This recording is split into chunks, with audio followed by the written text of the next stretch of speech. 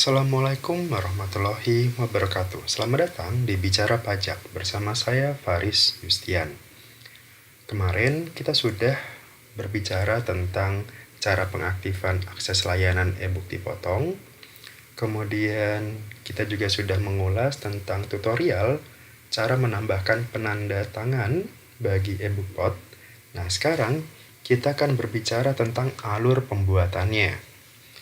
Kalau kemarin lebih ke tutorial, nah sekarang kita bicara tentang alur pembuatan e-bukti potong PPA pasal 23.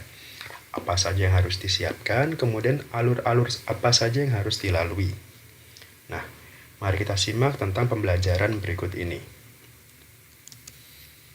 Yang harus diperhatikan adalah hal-hal yang harus dipersiapkan sebelumnya, sebelum kita menguasai pembuatan e-bukpot. Ada 4 hal yang harus kita persiapkan. Yang pertama adalah dokumen. Dokumen bisa berupa invoice, faktur pajak, surat perjanjian, atau apapun yang menyatakan bahwa transaksi tersebut dikenakan PPA pasal 23.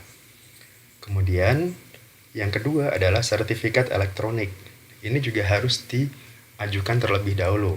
Bagi yang sudah PKP, maka sertifikat elektronik ini biasanya sudah didapatkan sebelumnya, karena ketika kita membuat e-faktur maka sertifikat elektronik itu juga dipakai. Nah, kemudian yang ketiga adalah akun DJP online. Jadi kalau yang biasa kita sudah lapor pakai e-filing, kemudian pakai e-billing dan sebagainya, biasanya akun DJP online ini sudah tersedia gitu. Tapi kalau misalkan ternyata kita belum punya akun DJP online atau akun pajak kita, maka kita harus urus terlebih dahulu dengan cara harus minta e-fin terlebih dahulu, kemudian registrasi di situs pajak.go.id. Dan yang terakhir adalah NPWP penanggung jawab. Kenapa ini penting? Karena untuk mengisi penanda tangan e-bukti potong pasal 23 ini. Nah, setelah 4 persiapan ini, setelah dokumen-dokumennya disiapkan, maka kita bisa membuat e-bukti potongnya. Nah, kita mulai dari alur yang pertama, alur pembuatan e-bukpot pasal 23 ini. Alur pertama atau langkah pertama adalah Anda harus login terlebih dahulu di situs pajak, atau bisa juga di djponline.pajak.go.id, atau biasanya kalau sekarang silakan buka situs pajak, kemudian silakan Anda login di pojok kanan atas. Nah, di situ Anda harus menggunakan akun DJP online Anda. Apabila ternyata belum, silakan registrasi terlebih dahulu dengan mencantumkan e-fin yang sudah Anda dapatkan dari KPP di mana Anda terdaftar. Nah, setelah langkah pertama ini kita lalui, otomatis nanti akan masuk ke situs DJP online. Nah, setelah itu, langkah kedua adalah Anda harus menandatangani e-bukti potongnya. Jadi Anda harus atur dulu siapa yang menandatangani e-bukti potong pasal 23 ini. Menunya ada di menu pengaturan. Berikutnya, langkah ketiga adalah buat bukti potong.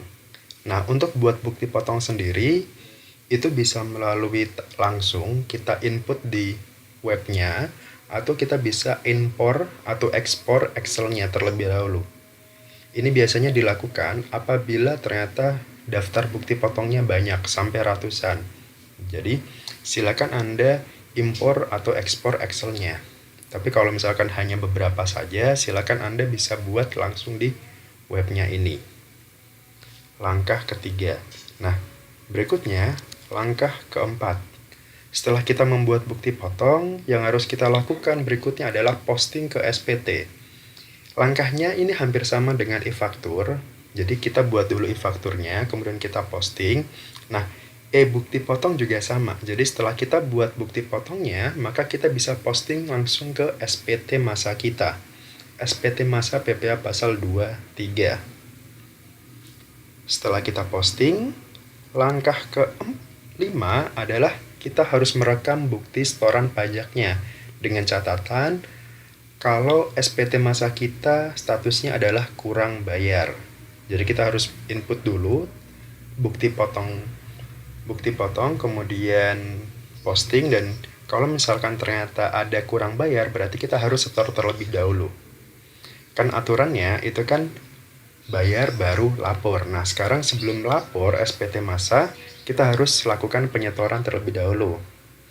Jadi ya, tinggal kita buat kode billingnya, kemudian masukkan sesuai dengan yang tertera di SPT masanya, kira-kira kurang bayarnya berapa. Kita input NTPN-nya di sini. Nah, setelah kita isi bukti setoran pajaknya atau SSE-nya atau pemindah bukuannya, langkah keenam adalah kita menyiapkan SPT masa yang sudah kita posting tadi. Jadi bukti potong, kemudian diposting, kemudian setelah itu kita bayarkan kekurangan pajaknya atau pajak kurang bayarnya. Setelah itu kita siapkan SPT masa PPh pasal 21 di masa tersebut. Jadi langkah ini adalah langkah keenam. Kita siapkan dulu SPT masanya. Dan langkah yang terakhir adalah kita kirim SPT masa pasal 23-nya. Nah, yang harus kita perhatikan adalah ketika kita mengirim SPT masa, yang harus kita siapkan adalah sertifikat elektronik beserta passphrase-nya. Jadi jangan sampai hilang. Kalaupun telah hilang, kita bisa unduh lagi di situs Innova. Tapi usahakan jangan sampai hilang dan jangan sampai lupa passphrase-nya. Karena ini dua hal yang saling berhubungan antara sertifikat elektronik dan juga passphrase. Jadi ketika kita mau kirim SPT masa, usahakan atau pastikan sertifikat elektroniknya tersedia dan passphrase-nya jangan sampai lupa. Jadi itulah 7 langkah alur pembuatan e-bukti potong.